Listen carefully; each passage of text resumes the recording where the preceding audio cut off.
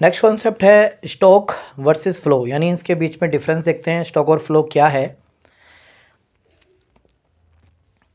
Stock की बात की जाए, major at a particular point of time, जो एक समय पे मापा जाता है, एक समय बिंदु पे, एक एग्जैक्ट टाइम पे जो मापा जाता है, मेज़र किया जाता है, वो स्टॉक होता है। स्टॉक में कोई डायमेंशंस नहीं होती, यानी टाइम की डायमेंशंस देखी जाए, इसका स्टार्टिंग और एंड नहीं होता, एक पॉइंट होता है। तो इसलिए इसको बोला जाता है स्टैटिक कॉन्सेप्ट, यानी जो कॉन्सेप्ट फिक्स होते हैं, यानी एक फिक्स टाइम पर होते हैं, that is called stock. Flow की बात की जाए, जो over a period of time होता है, यानी जिसकी स्टार्टिंग होगी और एंड होगा, जिसमें टाइम डायमेंशंस होगी, इसी को हम डायनेमिक कॉन्सेप्ट भी बोलते हैं फ्लो को, क्योंकि डायनेमिक होता है जो चीज़ चेंज होती है। जैसे मैं अगर बात करूं, वीडियो मैंने कैप्चर की, यानी एक फ़ोटो क्लिक की, तो वो स्टॉक है, और एक मैंने वीडियो बनाई तो वो एक आपका फ्लो है। 1 मार्कर के लिए एग्जाम में आने वाला क्वेश्चन है, stock is a inventory is a stock concept and change in inventory is a flow concept. अभी पास्ट ईयर में जो भी आपके क्वेश्चंस स्टॉक और फ्लो से रिलेटेड हैं, ये आए हुए हैं। इसका मैंने यहाँ पे पेज डाला हुआ है, तो आप यहाँ से शेयर कर सकते हैं चीज़ें कि कौन सा स्टॉकर कौन सा फ्लो है। तो जैसे कि एक पर जैसे फर्स्ट पॉइंट है बैंक बैलेंस 31 मार्च को, तो एक पॉइंट है, ये एक डेट है जो फिक्स डेट है, तो ये आपका स्टॉक होगा।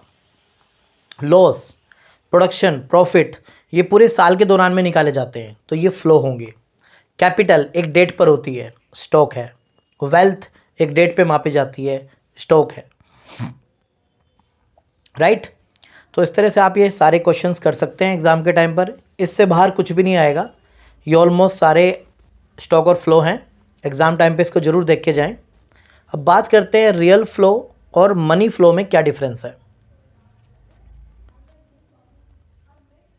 आइए रियल फ्लो देखते हैं क्या है। जब गुड्स और सर्विसेज का एक्सचेंज होता है फर्म और हाउस होल्ड के बीच में, तो वो रियल फ्लो कहलाता है।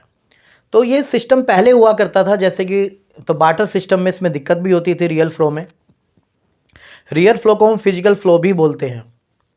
आइए मनी फ्लो की बात की जाए, तो मनी फ्लो में मनी में ही एक्सचेंज किया जाता है, तो इसलिए कोई यहाँ पे डिफ़िकल्टी भी नहीं आती बार्टर सिस्टम जैसी। और मनी फ्लो को हम नॉमिनल फ्लो भी बोलते हैं। ये 1 मार्कर के क्वेश्चंस हैं कि रियल फ्लो का दूसरा नाम फिजिकल फ्लो और मनी फ्लो का दूसरा नाम नॉमिनल फ्लो। तो जो फर्म और हाउस होल्ड के बीच में जो ट्रांजेक्शन्स होती हैं, वहीं पे ही रियल फ्लो और मनी फ्लो को बेहतर समझा जा सकता है। तो कुछ क्वेश्चंस हमने इसी के बेस पर रखे हैं, जो पास्ट ईयर एग्जाम्स में भी आए हुए हैं। आइए देखते हैं। 14 क्वेश्चन में अगर आप देखेंगे तो उसमें पूछा है identify which of the following represent only real flow. तो सेकंड आंसर है, यहाँ पे देखिए कि हाउस होल्ड फर्म को फैक्टर सर्विस दे रहे हैं और फर्म हाउस होल्ड को गुड्स एंड सर्विस दे रहा है, तो ये दोनों ही रियल फ्लो है, यहाँ पे मनी की कोई बात नहीं है।